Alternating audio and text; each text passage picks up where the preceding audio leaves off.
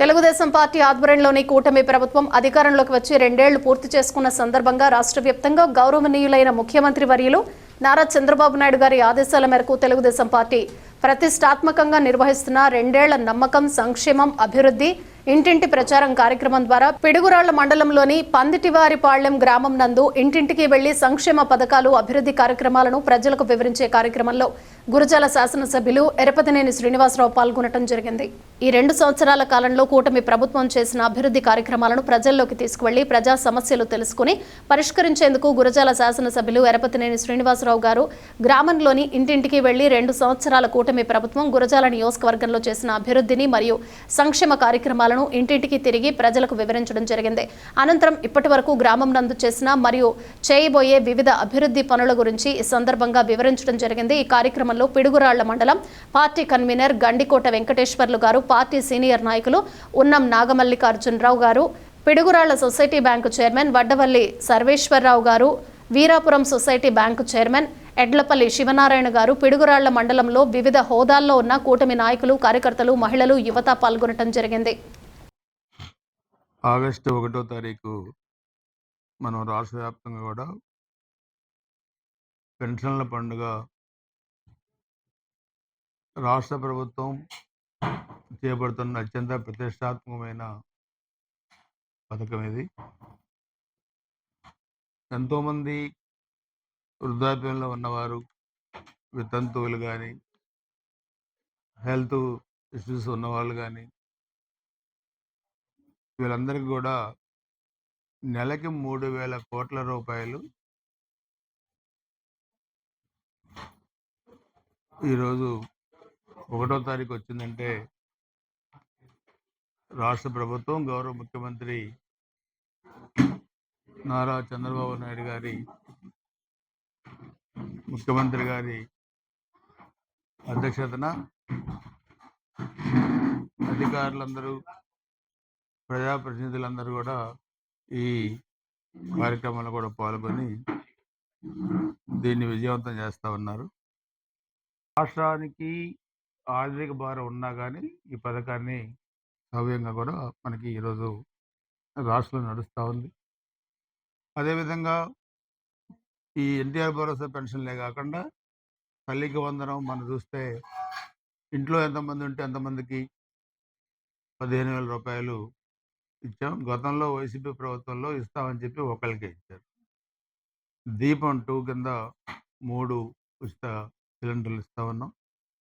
స్త్రీశక్తిలో మహిళలందరికీ ఉచిత బస్సు ప్రయాణం రాష్ట్ర వ్యాప్తంగా కూడా. ఆవు చేలో మేస్తే దూడ గట్టున మీదని ఆయన అటువంటి కింద కూడా వేరే విధంగా ఉన్నారు, వీళ్ళిట్నే ఉన్నారు.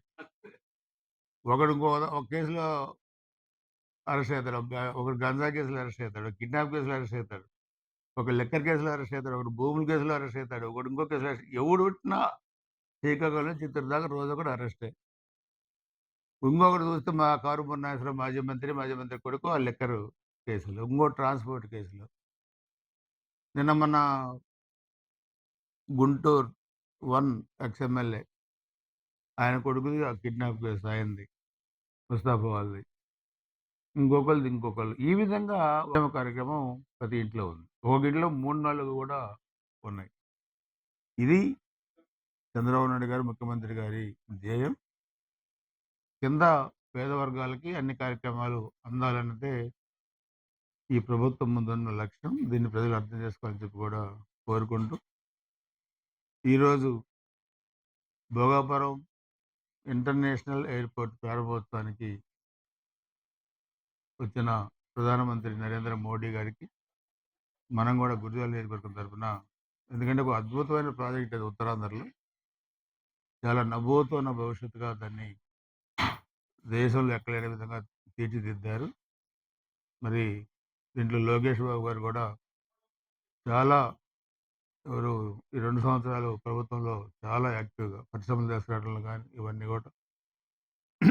అదేవిధంగా మరి ఇవాళ మన పిడుగురాళ్ల మండలంలో మన పందిటివారిపాలెం గ్రామానికి మన గౌరవ ఎమ్మెల్యే ఎరపతినేని శ్రీనివాసరావు గారు ఇంటింటికి తెలుగుదేశం పార్టీ కార్యక్రమానికి ఇక్కడికి విచ్చేసినందుకు వారికి ధన్యవాదాలు తెలుపుతూ, ఇవాళ మన తెలుగుదేశం పార్టీ బ్రహ్మాండంగా అభివృద్ధి, సంక్షేమాన్ని 2 సమాంతరంగా పట్టాలపై తీసుకెళ్తా ఉన్నారు.